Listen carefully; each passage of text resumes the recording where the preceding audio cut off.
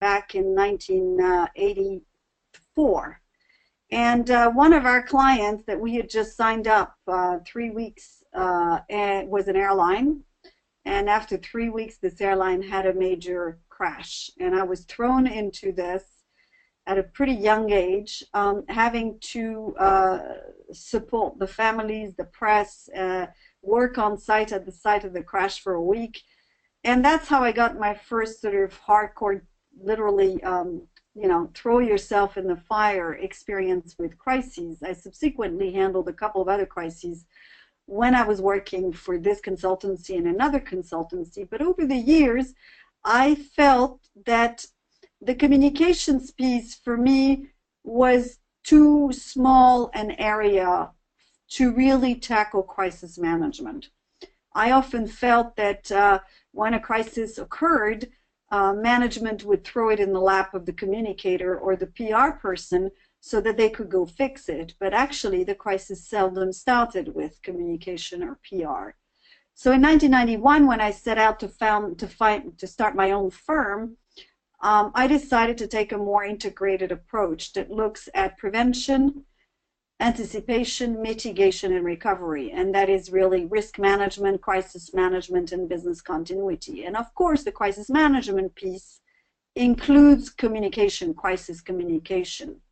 And so today, I want to talk about how do you build crisis resilience and how do you utilize communication to prevent a reputation train wreck, knowing full well that it doesn't only rely on communication and reputation to be resilient and to prevent that train wreck. So with that, I'll get started. And if you have any questions, you're free to ask questions anytime throughout this presentation. With the help of Jasna, we'll be monitoring those questions, and I will be able to answer as you come along.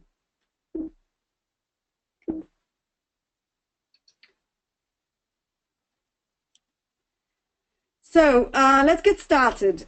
Basically, what I want to do is clarify the difference between crises and reputation train wrecks, to try and give you some fundamental best practice insight into what is a crisis and how to prevent a train wreck, and to understand and learn real-world response strategies to protect your credibility, because at the end of the day, that's what it's about. It's about credibility and trust.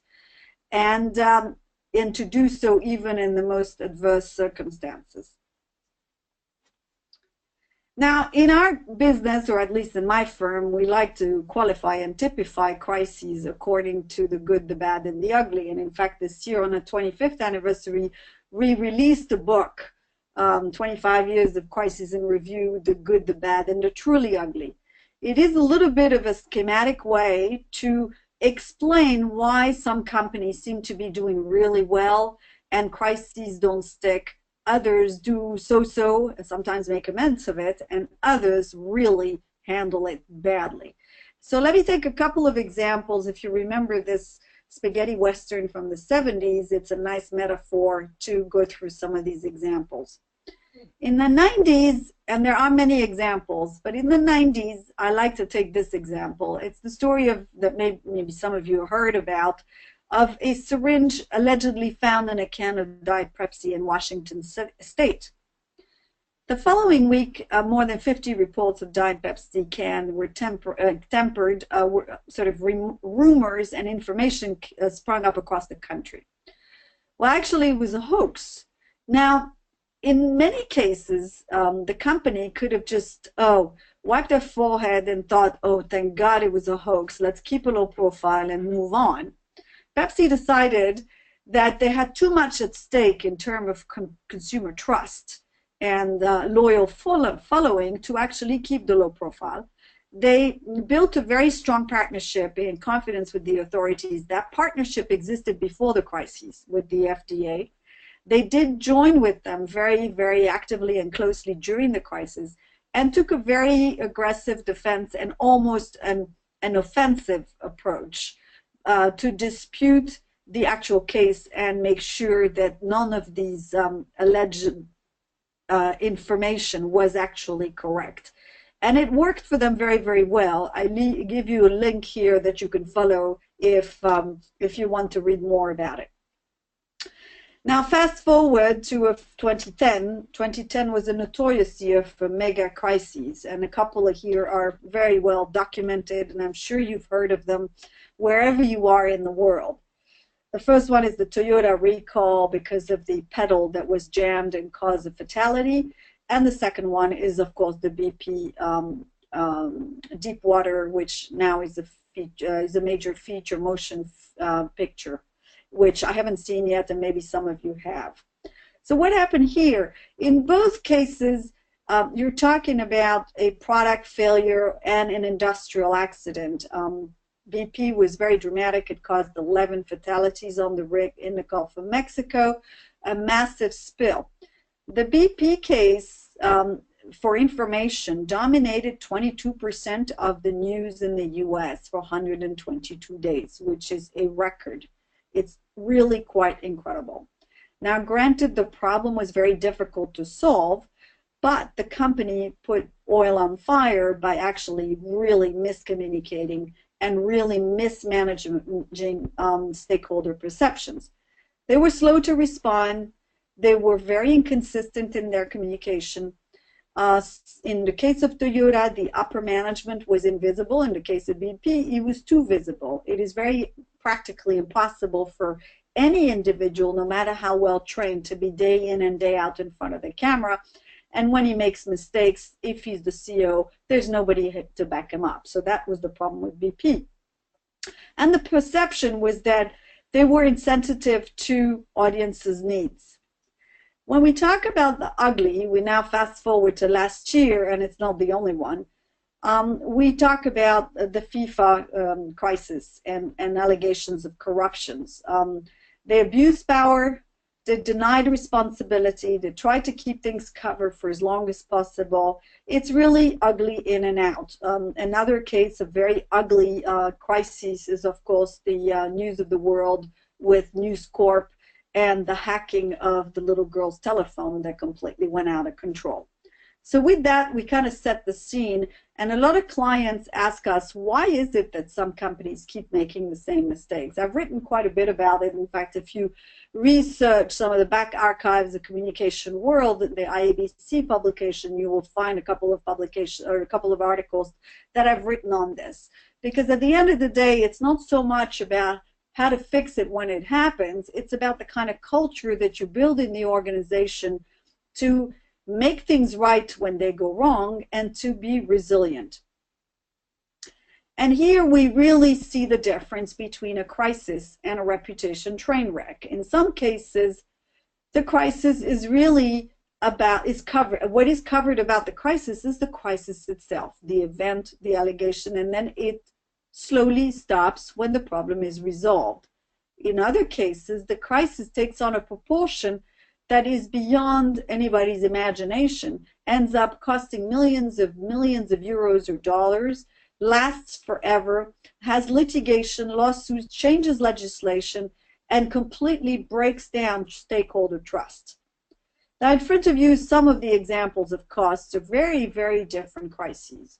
The two ice cream brands are in the US, completely different companies. One, the old one, Bluebell, chooses to take a slow response to a listeria contamination, whereas Jenny's, which is a much younger brand, decides to completely shut down production. Well, guess which one recovered faster? Of course, Jenny's, even though financially it probably cost them the same, if not more. There's been a lot of issues with consumer trust in Europe around taxes and fines that are obviously handed down onto companies like Amazon, Apple, and Starbucks. And this is not just a single company, but it's a perception crisis. It's a crisis that big business is basically taking advantage of the system whilst a lot of people are actually struggling. We then have the example of GSK in China with the huge corruption situation with doctors. And of course, the last one on the right, which is probably still the most expensive, is the BP Macondo Deepwater Horizon crisis in the Gulf of Mexico.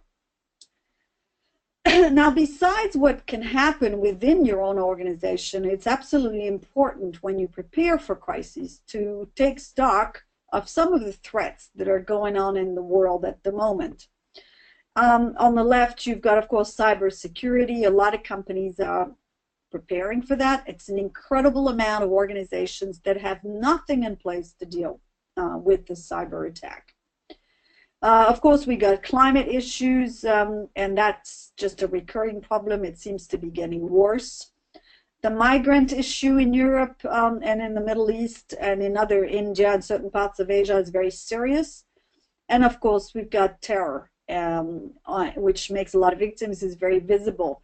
And of course, pandemic, epidemic, and any form of illness that spreads like a pandemic.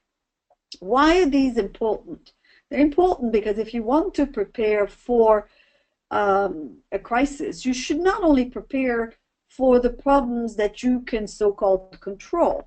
None of the pictures in front of you, you have a lot of control over. However, if you don't prepare for the impact, and you're a large organization, your stakeholders are going to challenge you on why you were not prepared to protect the organization in the first place.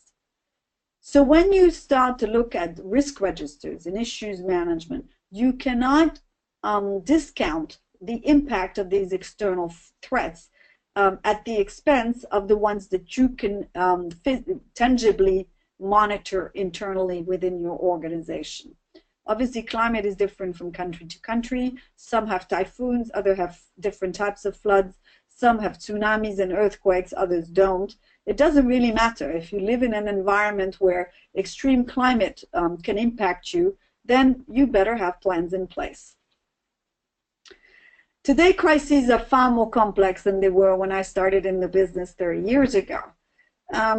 There is some common themes and factors. First of all, every crisis, every big crisis is politicized these days. Politicians love a good crisis. It furthers their agenda. They typically rise on the back of a crisis, whereas corporate executives seldom do. So crises quickly become political. We live in a globalized world. Well, globalization is fantastic. It brings also, of course, systemic risks. And those risks exemplify the life and the scope and scale of any crisis, because it's not only your activities that get impacted, it's anybody else that you are interdependence with that will get impacted. And that's very well explained in the case of the ash cloud on the right, which is, of course, the climate, where it's not just a passenger movement, but it's down the supply chain. Businesses and organizations were incredibly impacted by the shutdown of air traffic over Europe at that time. Of course, we have media.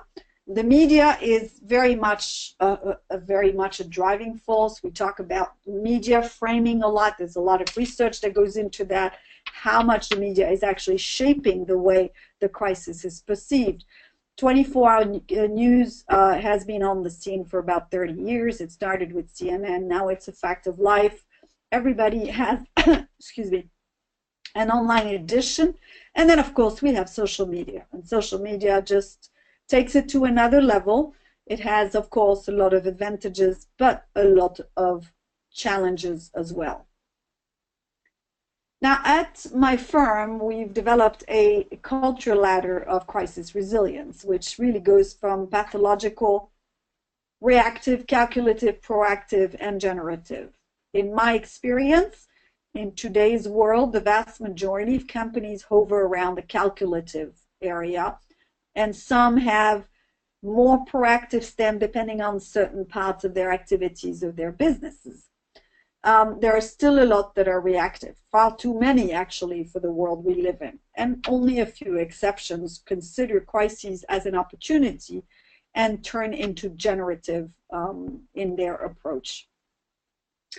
So with that, you can actually map and integrate your ability to anticipate, detect, and prevent crises. That is in the pre-loss column on this graph, where basically all the efforts are there to identify, to mitigate anything that we see that could impact the organization. And that's the preventative phase. Crisis management and communication falls into the loss management part of this graph, which is really the management of the problem at the time it occurs. So how do we respond? What do we do to protect lives or other assets or other environment or whatever at the time that the crisis is occurring? Very closely linked to this, we have what is called business continuity, which really typically kicks off almost at the same time as crisis management. And it's the curative part, which means that plans are in place to continue operation although there has been a disruption caused by the crisis. The idea here is that whatever you learn in the post-crisis phase, you then feed back into the anticipation, and all the while making sure that you've got effective and strategic communication plans in place, and that you manage stakeholders before, during, and after. Now, crises, really, to have a crisis, they're made up of three components: surprise, short time, and threat. So surprise, oh my God, something's happening. Short time, you have to fix it now. And threat. Threat could be to people's lives, to your assets, to your stock price, to your sales, to your market share, to your products, to your stock, or your reputation, or a combination of all. The bigger the crisis, the typically we are facing with a combined series of threats. A crisis can be an event, of course. Oh my God, there's an explosion. It could be a revelation, just like the Volkswagen case last year. It could be an allegation. So an allegation like the Dominique Strauss-Kahn, the ex-head of IMF, who was allegedly caught with a maid in a New York hotel. And even though the case was dropped against him, the allegations were so great that it destroyed his career. It can also be a set of circumstances. In any case, it threatens the integrity, the reputation, or survival. It could be an individual or it could be an organization. Sometimes one and two are the same. It does challenge the public and the stakeholders' sense of safety, their sense of values or appropriateness. These are moments where the public is outraged. The public is basically saying, we don't like what you do. And then finally, the last part of crises is the fact that we have no control. So even if you do put out the fire and you stop the explosion and you fix the problem, the crisis is already out in the court of public opinion. And you can't really stop that. People are watching you, stakeholders are judging you, the media are laying certain judgment on the way you're managing it or not managing it. And therefore, there is a complete lack of control. Therefore, what we say, and this is a best practice advice that comes out of the oil and gas industry, which are typically rated as best prepared, although, of course, if you think of BP, you wouldn't think so. By and large, the oil and gas industry is very well prepared, and they believe in prudent overreaction. That means that if you are dealing with a small incident, you already notify a level above in the organization and put them on standby to make sure you have enough resources by the time you need them. And chances are, because things tend to get worse before they get better, that you will need those resources. If you wait until the problem is already escalated to call in support, you will be too late. If you've notified support and nothing happens, more serious than it is, you can always send people home. Typically, business crises today in the Western world, and I emphasize that, and this comes from the Institute of Crisis Management, the vast majority are smoldering. Smoldering means that something starts small and it escalates and it gets worse, and all of a sudden there is a trigger that causes the crisis to be exposed, or the problem to be exposed and to become a crisis. So those are the types of crises, like the News of the World, like the VW case, like FIFA, where problems come and they snowball and they are not detected, they are not stopped, and they just go out of control. Typically, crises go through phases. When something happens and the crisis peaks and it stays up there for as long as the problem is not resolved, or if if it starts to decline when the media starts to shift attention to something else and it becomes old news. on the downward side of this curve, we have to be very vigilant, because quite often it's not the crisis itself that is the most dangerous part. It's what happens afterwards in terms of investigations, litigations, change of legislation, lawsuits, etc., etc. Anytime something is coming back about the case, it will go back in the news. Now we talk about managing the perception, and this is possibly at the crux of how to prevent a reputation train wrecks. A lot of organizations manage a crisis in very much navel-gazing approach, which is they operate, they manage the problem in a crisis room, and everything they do, they think that they've got it cornered. They try to resolve the problem, and by knowing that they're trying to resolve the problem, believe that the outside world is inevitably seeing what they do. Well, that is not the case. So unless you make every effort for the outside world and your key stakeholders to know what you're doing, they're not going to know. Therefore, the perception of what you do may be vastly different from the actual reality of what it is that you do. The bigger the gap between these two circles, the bigger the chance to end up in a reputation train wreck. And these are examples of BP of really mismanaging perceptions and not really at all understanding the power of stakeholders and stakeholder perceptions. BP caused a major accident with fatalities and environmental impact that was huge. And yet, in a New York Times interview, he was reported as saying, you know, and playing victim, and why did we deserve this? I don't think that BP here is the victim. The people who were impacted by it were the victim. The same with the second point about, about 3 weeks later, when he again made a statement that the amount of oil that was dispersed in the Gulf of Mexico was, insignificant in comparison to the volume of water. Well, even if scientifically this is true, this is not a statement we make to people who have lost their restaurants, lost their fisheries, lost tourism revenue, because it is like an insult to them. So again, it's complete disregard of stakeholder perceptions and stakeholders' feelings. So stakeholders are very important in a crisis. In fact, possibly more important than they ever have been before, because they are brought onto the scene via social media and via multiple channels in a way that was never seen 25, 30 years before. And they interact as if on a web. So you need to map them. You need to do more than just list the stakeholders and decide who's going to talk to whom. You need to try and assess what their position is vis-a-vis the problem. Are they on your side? Are they against you? Are they neutral? And if they're neutral, what could make them shift in one direction or the other? What is your degree of influence on any group of stakeholders? And if you don't have much influence, maybe it's time to just monitor and save your efforts for other stakeholders where you may have more influence. So therefore, what are your key messages? What are your expected results? It is a mapping effort and not just lists. A crisis is very much like a dark tunnel. People make the analogy with a ship in a storm. Both are equally valid. We often use the tunnel because it's very dark. You don't know where you're headed. You don't know how long the tunnel is. You don't know how many bends. And therefore, the uncertainty is what is almost endemic to crisis and what is so difficult to manage. The only thing that we know is that we maybe have light at the end when we come out.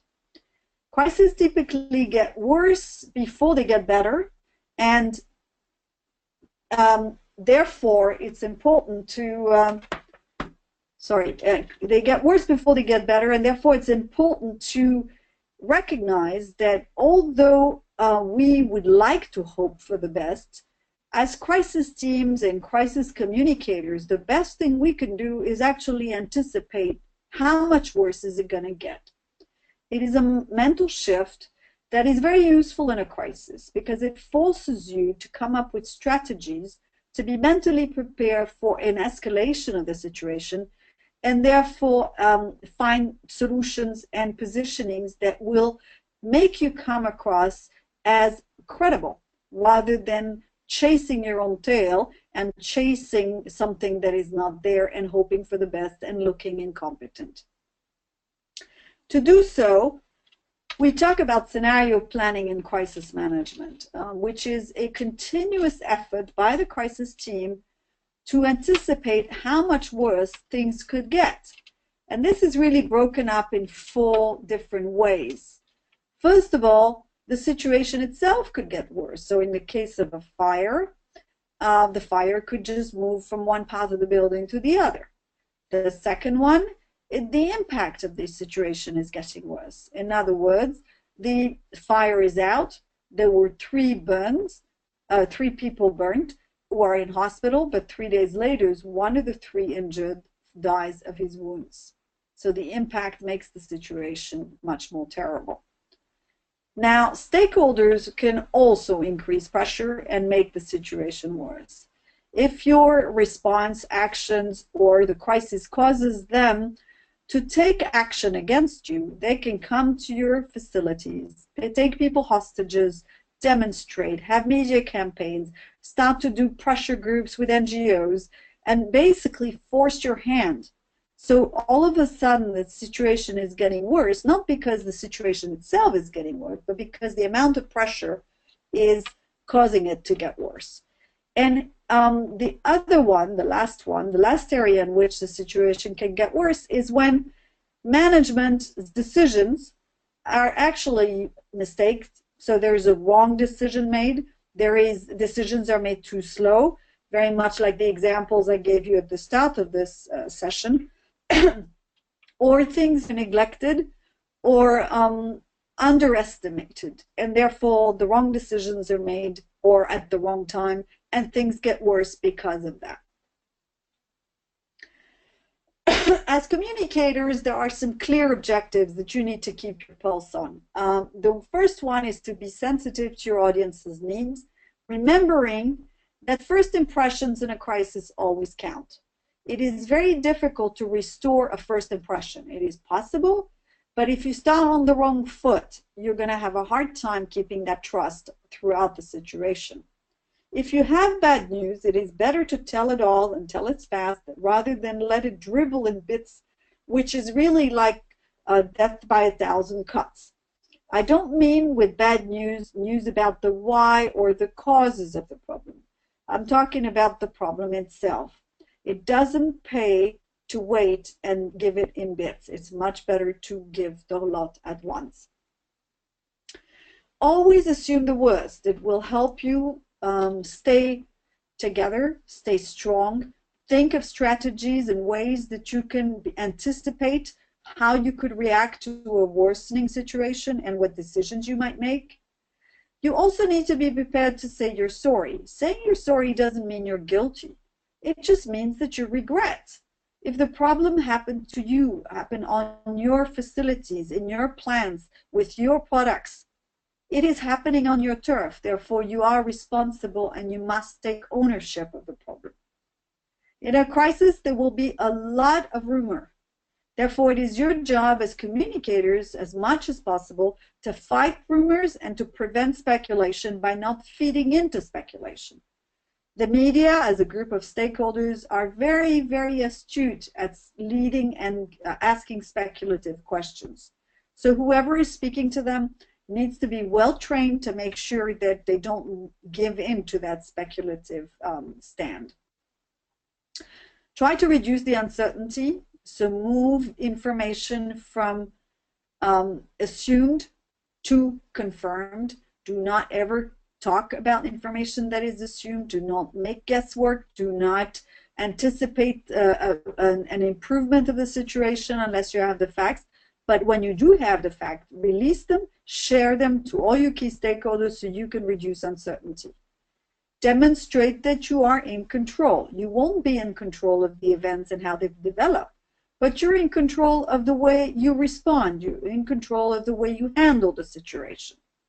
And try to win recognition for some of the things that you do well. This is particularly appropriate in the case where crises involve harm to people. Now, the crisis communicator has a bit of a toolkit in a crisis, and certainly in the preparation for crisis. You have to develop what is called a mission statement. As communicators, I'm sure you've heard that term before. When we talk about mission statement in crisis, we talk about crisis mission statement. What is the light at the end of the tunnel going to look like? When you come out, how do you want your stakeholders to perceive you? That is a mission statement. Where are you headed? How do you want this to end? And how do you want to be perceived? If you can draft that, and it doesn't take long, it is for the team and the organization. It doesn't have to be sent to the media. It's something that you stick on a flip chart and you put on the wall, and you make sure that everybody looks at it from time to time. I've talked about stakeholder mapping and scenario planning. Those are areas where communicators are very, very well placed to contribute. Typically, you could be doing that with another member on the crisis team or in the background and regularly feed that input into the crisis team.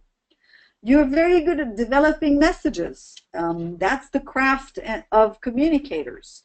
So with the information and the strategy that is defined by the crisis team, you can go and develop those messages. You got to make sure your spokespeople are trained.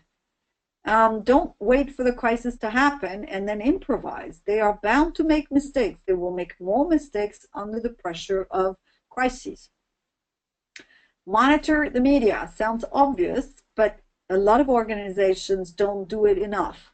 Social media monitoring is not brand social media monitoring. It's monitoring for crises. There are different tools to do that, and so you need to look at what suits your organization the best to be able to keep the pulse on what's going on and get feedback quickly so that you can refine the strategy as the situation progresses. Obviously, and I don't think I need to preach this to all of you, you need social media engagement. Sometimes it's harder to convince your management that social media needs to be engaged. Of course, it needs to be engaged before a crisis. During a crisis, like at any other time, you have to pick and choose how you respond, what you post, what you say. If you ignore social media, the situation will get worse. Grab the bull by the horn and use social media as one of the channels, together with media and other channels, to get your message across to the right stakeholders and in the right tone. And make sure that your media response is coordinated and provided by experienced by an experienced media team. So if you're fielding telephone calls, make sure that people know what to say, they stick to a brief, and they're not improvising and making errors on the telephone that will be quoted the next minute in the next article. There are a number of best practice principles that are applied to preventing reputation train wreck. First of all, you have to have commitment and ownership. That means that the organization has to commit to the subject of crisis preparedness.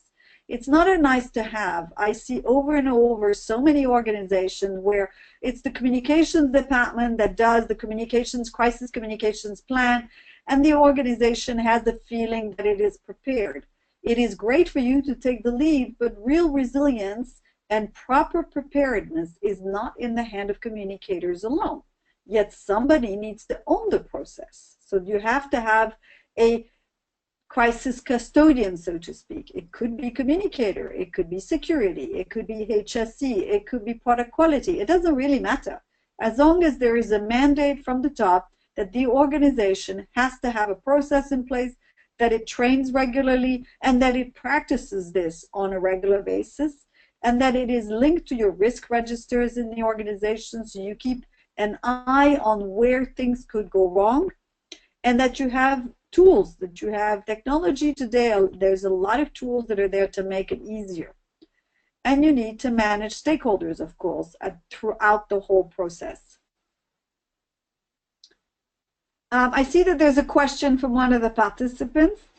The question is, I'm wondering which social media monitoring and intelligence monitoring platform you use on a regular basis. It's a very good question, and I'm glad you're raising this. social media monitoring started being done by firms that were really looking at brand attributes and brand recall based on emotions basically and sentiments. That's great, but that is not necessarily the only way to actually monitor what's going on and to have a sense of where things could go wrong or where negative situations are flaring up. So there are other tools that have developed. I mean, we're familiar with one which is called CrowdSense, which is excellent. It also has to do with the kind of algorithms that they use. So you have to look at what you need, who needs to use it. So is it one team? Is it a couple of people? Ideally, you do not want to use your PR firm in the middle to filter that. You want to be able to have that information on your telephone so that you, as a team, can get the information firsthand and don't rely on another filter. So be a little bit selective. Scan the market. Some of these are very famous. They're not necessarily the best. Find something that's user-friendly, that gives you great reports, that looks at all open source, including YouTube and Twitter and Facebook, and that puts it all together for you on one dashboard so you can instantly see what is going on with regards to a particular topic. I hope that answers your question. So now moving on, we talk a little bit about the media, and I'll give a few more examples. Now, the media is quite the beast to handle in a crisis because, of course, the crisis is big news for them, and every media outlet is looking for that crisis to make headlines. So when a crisis occurs and all the characters are in the story, it's wonderful. The media doesn't really have to do very much. If you take BP as an example, it features all 6 of the main characters. The victims is clear. It's the people who died on the rig and the environmental impact that caused tourism, fisheries industry, and so on to be affected. The villain is, of course, BP. The hero is Obama, who was trying to save the day. The witnesses is all of us, the public, anybody impacted closely or remotely. The experts could be the NGOs, the Greenpeaces of this world, and other scientists and technical experts. And unfortunately, BP also had the village idiot, which is unfortunately the CEO. So it was perfect. It was like a perfect storm. The media loves stories like that. They love crises like that. What you need in a crisis, and some of you are probably very experienced in this area, I sum it up here in this one slide. It's speed. First of all, very quickly, have a holding statement, put it on Twitter, and then release it very, very quickly. Make sure that what you release is 100% accurate and verified. Repeat, repeat, repeat. If you don't have an update, repeat what you've already said before. Do not create vacuum, and do not stonewall. So be responsible, own up, respond, and engage. Don't hide, don't lie, don't cover up. And talk about messages and not only facts. The facts are critical, but the messages are an expression of your values, of what you stand for, of the actions and the pledges that you have in an organization. And do not overpromise or overstate. You will be sorry for that because people will come back and check. Oh, but you told me an hour ago that you would have an update. No, you don't have an update, then you lose credibility. Whatever you do, protect your credibility. It's not about being liked, it's about being believed. Now, many of you will have watched this. You probably know a lot about social media, possibly more than me, and I wouldn't be surprised, but this one typifies the speed at which things travel today. This is a few years ago in San Francisco airport. The IABC aircraft crashed at 11:27. At 11:28, the first tweet goes off. And there was another person on another aircraft who took a picture on the tarmac as it crashed. That single tweet generated within the next 24 hours 4,450 news articles. That is the impact of one tweet. And of course, the social media and the regular media are completely integrated, and your response and strategy with them needs to be integrated as well. Don't dismiss one at the expense of the other. Both have their place. Our advice is to use social media water to fight social media fires. So if you're all over YouTube, then use YouTube to make your point. If you are on Facebook, use Facebook. Use whatever social media channel and medium and approach to fight the exposure that you have on social networks. Make sure that you make your management recognize that managing a social media fire is going to be a lot easier if you already have a presence, if you already have a degree of engagement before the crisis hits. Be consistent, but adjust your tone, and make sure that you see social media also as an opportunity to listen and make your management see that. I don't doubt that most of you recognize the power of social media, both positive and negative, but at the senior level, a lot of managers and executives are very frightened of social media. So in a way, it's your job to help them understand that it is an opportunity. So what is the crisis resilience roadmap? How do we prevent that reputation train wreck? So own up. Make sure you lead through the crisis and not just manage and respond. A crisis needs leadership in its vision. It needs a bit of sense making. It needs a lot of soft skills that are specific to crisis leadership. You need to continuously, throughout the crisis, assess risk and issues.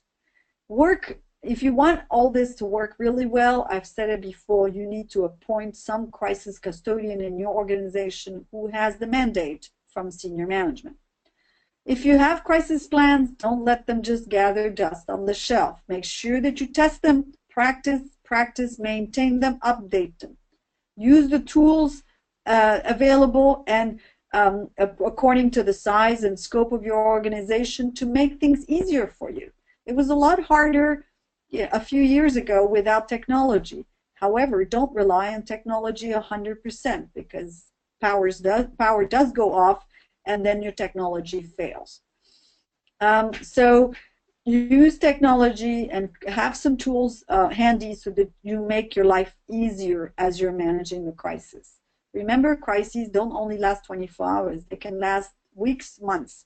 So everybody has to be really well organized to be able to withstand the stress of extended period and protracted crises.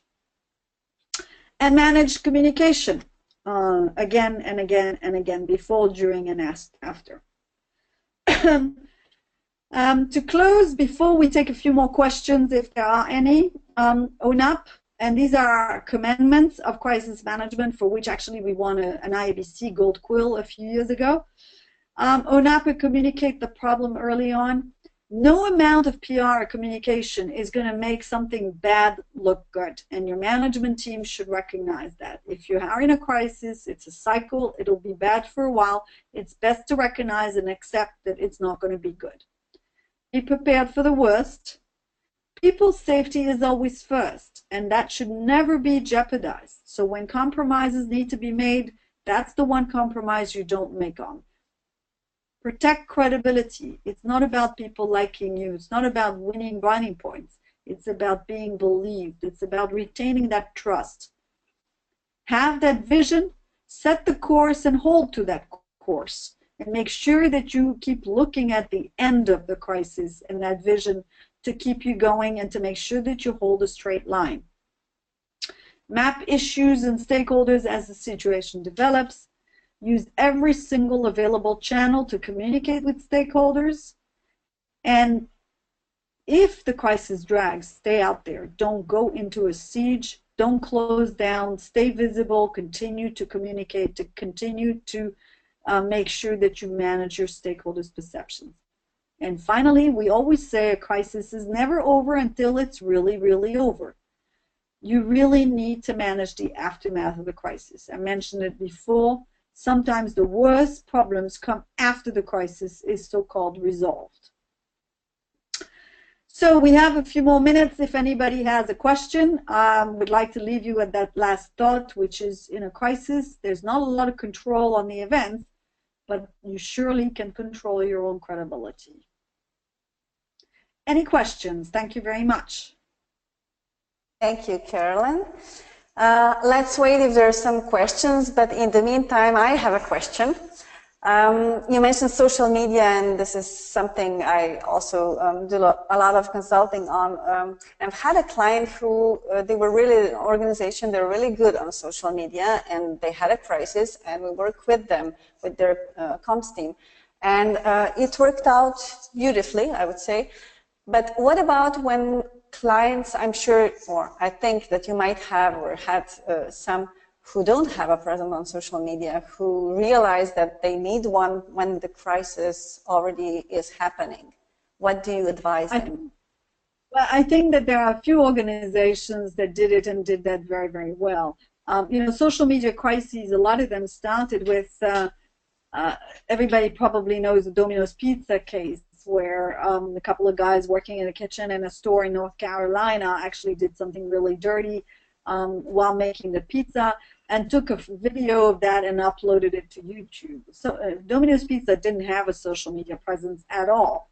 Well, that video generated 1 million views, and by Monday morning, it happened on Friday, Monday morning, it was in the New York Times. And it really kind of is the turning point of social media crises. Well, to their credit, Domino's Pizza decided to use the same medium. They quite quickly, if they were taken by surprise, they were horrified because they didn't know how to deal with that. But they decided to make a statement, which is actually quite a good statement, on YouTube. And they took the bull by the horn and decided to engage that in the same way. Likewise, in a very different case, when the ash cloud occurred in Europe, Euroclear had no social media presence. They basically used traditional media tactics of press briefings, statements, holding statement, telephone, to keep the media informed. Well, they realized they couldn't cope. I mean, they just could not cope. So they very quickly set up a Twitter account and totally, almost 100% reverted to social media to be able to respond to the media onslaught that took place with this event. So it is possible. It's not necessarily always successful. I was talking about Eurocontrol. I realized I made a mistake. It's the organization Eurocontrol that controls the traffic over the European skies, air traffic over the European sky. So it is possible. You need to scramble, but as long as you do something. It's better to do something and scramble than do nothing when you're being assaulted on social media. But you have to pick and choose. And you should not answer and comment on every post. You have to be careful, strategic about how you respond. Thank you. Let's open now. I think we're already there for questions. At the moment, I don't see any in the chat pane or in the questions pane. So I'll give you maybe a few more seconds if you want to add something and ask something. And if not, I'll just have one more, which is how did your company also and your work, how did it change with social media? Because you have you worked on crisis communications where when there weren't no social media. So yeah, is it more hectic or is it helpful? Well, it's interesting because we had clients, 25 years ago who were scared witless, when CNN would show up, and we had to tell them that actually they needed to get to know CNN and the reporters beforehand. And I find myself telling exactly the same thing to clients with social media. So even though there are no boundaries with social media and the margin of error is much higher, the principles of dealing with social media and regular media are actually, the fundamental principles are quite similar, which is if you engage and you get to know the medium, you have a chance at putting out your own say. And it's not about control, it's about being, being heard, basically, and grabbing the opportunity. Yeah. Agree completely. Thank you. Okay, we just we have one question. Yeah, there are. So Meg is asking, how do you keep up with all social media channels, for instance, Twitter, Facebook, Instagram? In the event of a crisis, do you engage on all platforms? Well, yeah, it kind of goes back to what I said before. Monitoring and having a dashboard, an effective tool that really puts all this on a dashboard for you is very important. It takes resources, so either you employ an external agency to help you, or you have to dedicate a couple of people in the organization to do it yourself. So the monitoring you can do straight by using technology. The actual posting, I mean, if nothing else, just post your holding statements and your press statements on social media, at least that. And if you can engage more because you have more resources, then just do so, but do so carefully with a plan. Okay, thank you. Greg is asking, what is the best way for spokespersons to deal with media misquoting?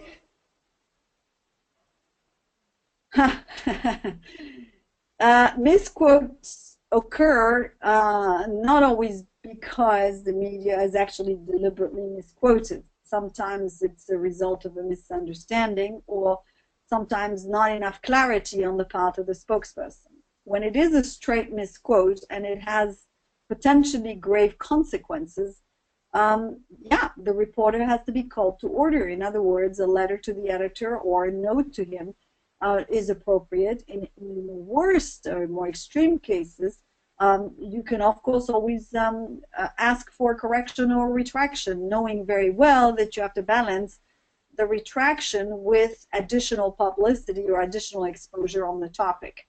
My experience is that it's more training of the spokespeople.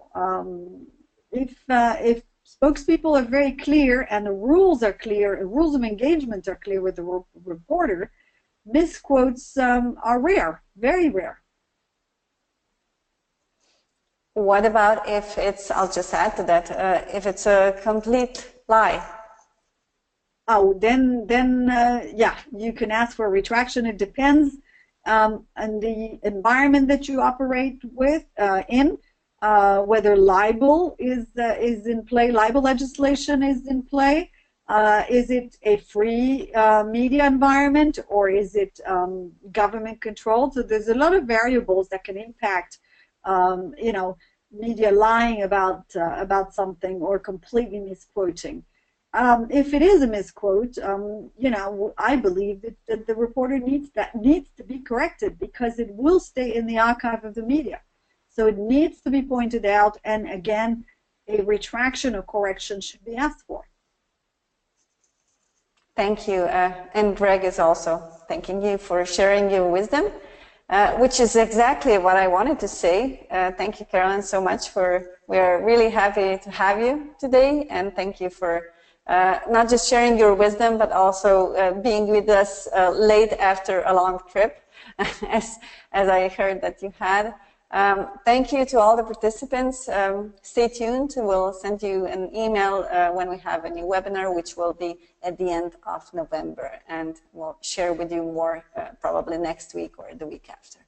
And thank you all very much for attending this session. I hope it was useful. If anybody has a follow-up question, you can find me on LinkedIn, Caroline Sapriel, and also on Twitter at CSA CRISES.com. I hope it was useful, and it was a pleasure, and thank you very much, and have a good evening, all of you. Thank you. Thank you, and goodbye. Bye-bye.